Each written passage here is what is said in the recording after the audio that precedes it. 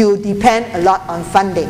And I'm very glad Oscar is from Rabobank, and so much of the financing of this value chain comes from confidence. So when fear was pervasive, we actually find people holding back lending to each other. I'm sure you are also not willing to supply supplier credit for some of you. So that hit the market. Nobody was willing to lend for any purpose, regardless of whether it's interbank or bank to customers. So this took place because there is this whole betrayal of trust. Most of the investment banks operating in the market up till December 2008 were highly leveraged. They did not have a deposit base. They were leveraged about 33 times, 28 times. And that to me, it's like a whole business which is funded by debt. So we have two sources of credit: going to the bank, one, and individuals, second. So this crisis of confidence have extended beyond United States. When you look at the data throughout December, UK was affected, and so Gordon Brown came into the scenario, had to salvage 8 of UK's leading banks. We also had a couple of banks within Asia that need help, right? And therefore, all governments across Asia came up with a blanket guarantee for deposits. If you have deposits with DBS, with UOB, with OCBC in Singapore, don't have to take your money out. The government of Singapore actually conveyed that message. We will now protect all deposits within local and foreign banks. That effort is to allay the fears. We were in tremendous fear up till the end of 2008. So financial sector was badly affected. Bapa was asking me earlier, is Singapore recovering? I would like to say yes, but unfortunately a lot of Singapore's GDP is within the financial sector. So if you look at the data, financial sector accounts for about 10 to 15% for the British and the US economy. Many of my Stern alumni graduating this May, they are all going back to being teachers. You can't find jobs in Wall Street these days, and I think John would testify to that as well. So we are actually seeing two big trends that's very disturbing. There will be increasing unemployment, estimated for US at 10%, very bad worst case scenario seeing it going up to 12%. On top of that, we have reduced wealth. The reduced wealth coming from stock market, coming from housing prices. So what would that do to the real economy? People are not spending. It saps confidence, and so most of the time people say, if I could eat in, I'll not eat out. So the private sector, the F&B sector, will that get badly affected? We saw that slow down. Discretionary consumption spending, it also went down. So this fear factor hit the rest of us. And I like to say Asia is not spared. Why is Asia not spared? I will show you some diagrams, very simple numbers, not from any investment banking house. You could actually take them from EIU, you could take them from ADB. So we have a symbiotic relationship with the United States. All right? This is the trade flow. I took this from Asian Development Bank as at March 2007. The 2008 numbers haven't come out yet. And I know why, because ADB is still struggling to get the numbers, looking at directional flow.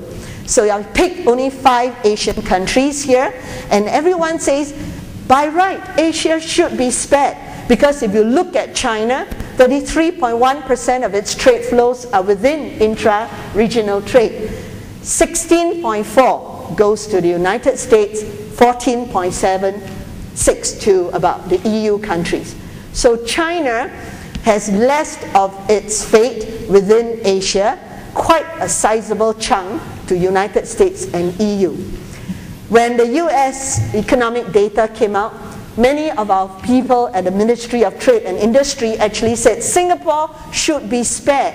Look at Singapore. We have already got so much of our trade flows in developing Asia, 51.2%. US was only 9.1, EU only 10.1. How is it that Singapore is not spared?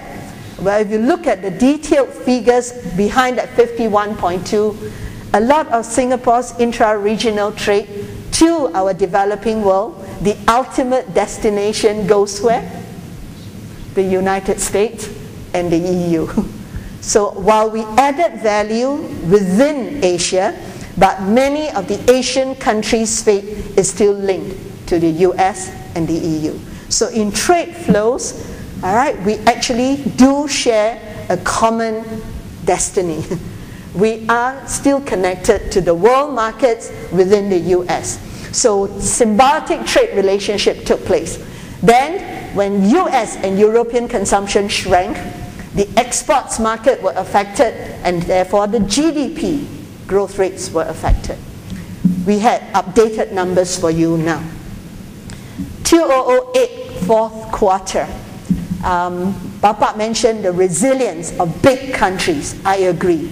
China, India, strong domestic base. So when you look at the GDP growth rate quarter to quarter versus a year ago, China and India are all positive.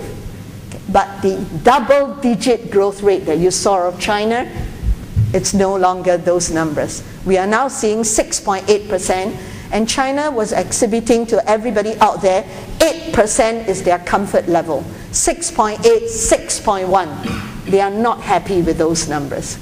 Right? Then of course, because Bali is hosting us, I must show you Indonesia.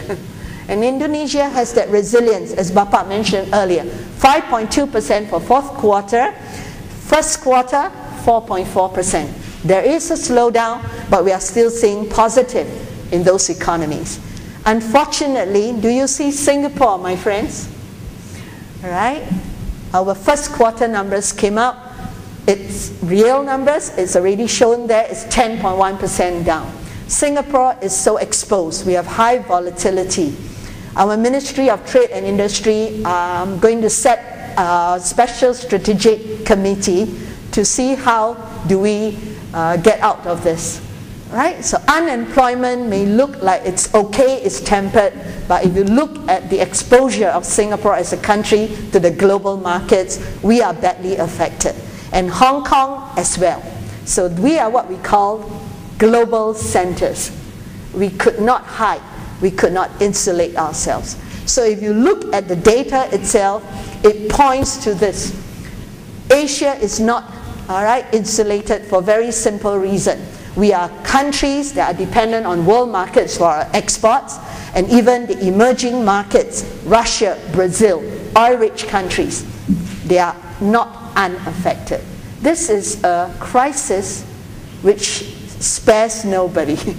Literally, if you look at the GDP numbers. Now, of course, people say, stock market is coming up. We are doing fine. Stock market does not point to the real economy. So emerging markets had seen stock markets coming up, but we were all affected in this downturn. We actually had equity markets showing in dollar terms 40 to 70% down across the board. The whole setup, all right, on stock markets gives you a naive atmosphere. This December 31st as benchmarking up to beginning of this year, February 4th, look at the downturn in global indices. 40 to 70% captured for all markets. Now, of course, as at May 13, when I submitted the slides to Timothy, all right, we are starting to see some correction. Can you see the volatility in China? China's B share index, which is the market where foreign investors have access to that market, you are seeing that huge jump again now in China stocks, plus 53.3%. Up till last week, it's gone up to plus 60%. We are living in a stage of volatility, very high vol. Singapore market is back up to about plus 28% as at last week. So does it show